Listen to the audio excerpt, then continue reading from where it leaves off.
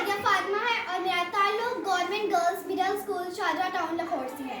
जनाब सदर, मोहतरम असातिज़ा किराम और मेरे अजीज साथियों, अस्सलामु अलैकुम रहमतुल्लाहि व बरकातुहू। आज मुझे जिस मौजू पर लबकुशाई करने का मौका मिला है वो है चाइल्ड राइट्स, यानी बच्चों के हकूक। जनाब सदर, अगर बच्चों के हकूक के बारे में बात की जाए तो बच्चों के हकूक में सबसे पहला और बुनियादी हक तालीम है। जी हाँ, तालीम ही है जो इंसान को इंसान बनाती है और तालीम की अहमियत से कौन वाकिफ नहीं। और ये तालीम दीनी और दुनियावी दोनों तरह की तालीम है। जनाब सदर, तारीख गवाह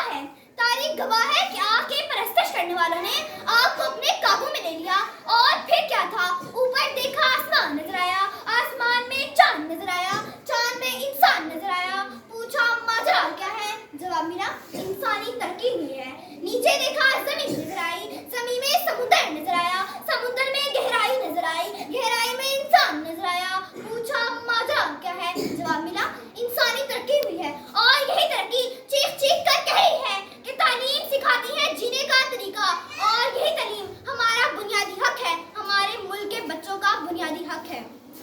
जनाब सदर, कानून नाफिज करने वाले इदारों ने नो योर राइट्स के नाम पर एक किताब पब्लिश किया है जिसमें उन्होंने साफ साफ लिखा है कि एज अ पाकिस्तानी सिटीजन बच्चों का पैदाइश के साथ ही उनका पहला और बुनियादी हक तालीम है। और हमारा आईन पाकिस्तान आर्टिकल 25A के तहत जमानत देता है कि बच्चों को पैदाइश के साथ ही 16 साल की उम्र तक मुफ्त तालीम दी जाएगी। मगर इसके बावजूद फिगर्स के मुताबिक अफसोस से कहना पड़ता है कि अभी भी 2 करोड़ से ज्यादा बच्चे स्कूलों से बाहर हैं और इस मामले में हुकूमत को इक़दाम करने की जरूरत है। जनाब सदर,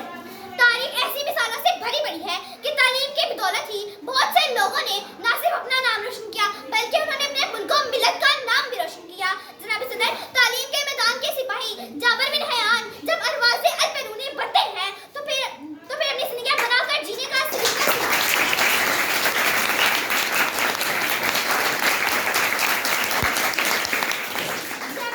तालीम के मैदान के सिपाही स्टूडेंट जब रामपेट बनते हैं तो फिर दूसरों के काम आकर जीने का सलीका सिखाते हैं। जनाब सदर, तालीम के मैदान के सिपाही जब रहनुमा बनते हैं तो फिर सर सैयद अहमद खान और मोहम्मद अली जना बनकर कौम को जीने का सलीका सिखाते हैं। जनाब सदर, तालीम के मैदान के सिपाही जब मौसीकार, कलमकार और फनकार बनते हैं तो फिर सुल्तानुल तस्लीमी से लेकर अनवर मकसूद की सूरत में उनका पैगाम पहुंचाते हैं और ये ऐलान करते हैं, इल्म ने खूने रगे जा दिया और न मरा, इल्म ने खूने रगे जा दिया और न मरा, इल्म ने जहर का पैमाना पिया और न मरा, इल्म सुकरात की आवाज है ईसा का लहू, इल्म बेटे की नई कब्र पे माँ के आंसू, इल्म से यारों के पारों अंजामो नमू, इल्म अब्बास से लंगार के जख्मी बाजू, काबाओं को सैन को यही सर करता है, एक ही लम्हे में सदियों का सफर करता है, इल्म तालिब को तलबते ही सिला देता है और जहल इंसान को अबू जहल बना देता है। जनाब सदर, कायद के पाकिस्तान का मतलब सिर्फ खित्ता अर्ज़ का नाम नहीं बल्कि इसमें बसने वाले तमाम अफराद के लिए एक आज़ाद ममलिकत का हसूल था, चाहे उनका ताल्लुक किसी भी नस्ल, मजहब, जुबान या इलाके से हो। जनाब सदर, कायद के पाकिस्तान का मतलब इसमें बसने वाले तमाम अफराद को इस्लाम के असूलों के मुताबिक एहतसाब जिंदगी गुजारने का मौका फराहम करना था। और कायद के पाकिस्तान का मकसद सिर्फ तभी पूरा होगा जब पाकिस्तान का हर एक बच्चा पढ़ लिख कर अपने पाँव पर खड़ा हो जाएगा, और ये काम तभी मुमकिन है जब उस बच्चे को उसका बुनियादी हक दिया जाएगा। उसे पता होगा कि उसका कोई नजरिया है, कोई नस्बुल ऐन है और कोई नजरिया हयात है।